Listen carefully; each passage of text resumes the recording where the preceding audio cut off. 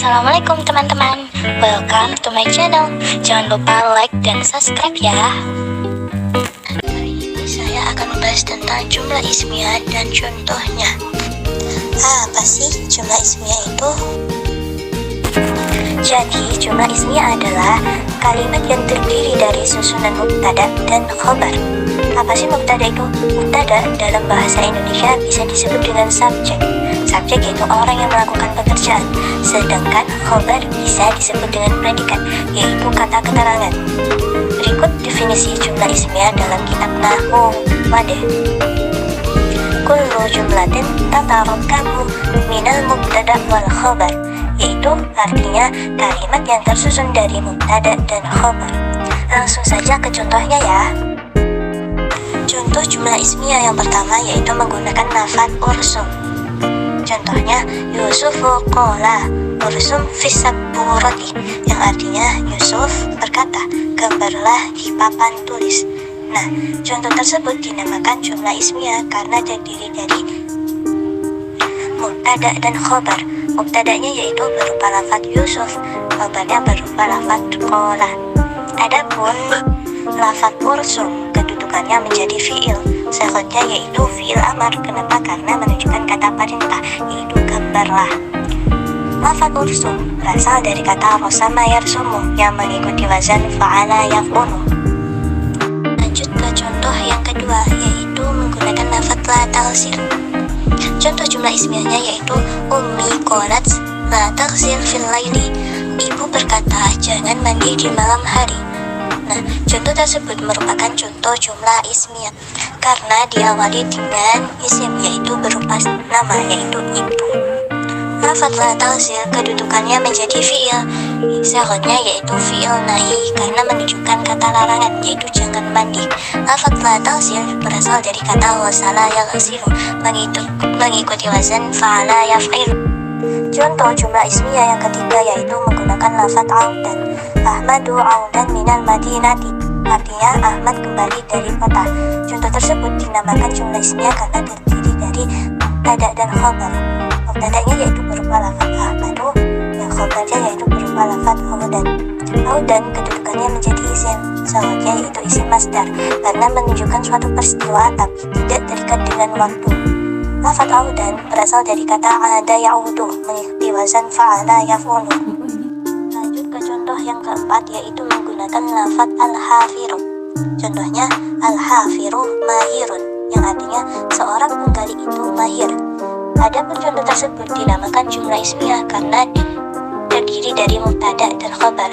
Adapun mubtada atau subjeknya yaitu berupa lafaz hafirun, sedangkan predikatnya yaitu berupa lafaz mahirun yaitu mahir.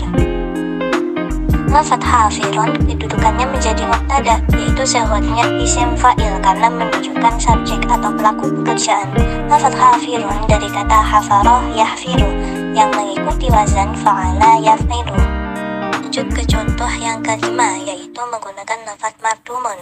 Contohnya al-khizanatu mardumatun, lemari itu tertutup.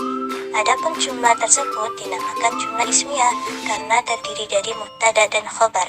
Al-khizanatu jadi mubtada, sedangkan mardumatun jadi khobar. Lafaz mardumatun selanjutnya yaitu berupa isim maf'ul karena menunjukkan objek atau sasaran pekerjaan. Lafaz mardumatun berasal dari kata rodama yadimu mengikuti wazan fa'ala yaf'ilu. Contoh yang keenam yaitu menggunakan lafaz mahdimun.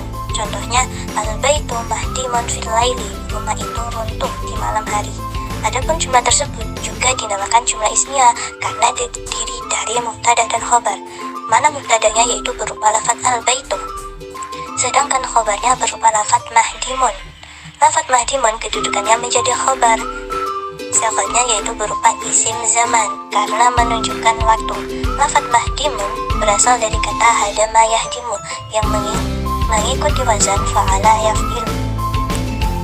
Lanjut ke contoh yang ketujuh yaitu menggunakan mahdimun tapi yang menunjukkan isim makan yaitu tempat. Contohnya Yusufu baituhu mahdiman, Yusuf rumahnya runtuh. Adapun jumlah tersebut dinamakan jumlah ismiyah karena terdiri dari mubtada dan khobar.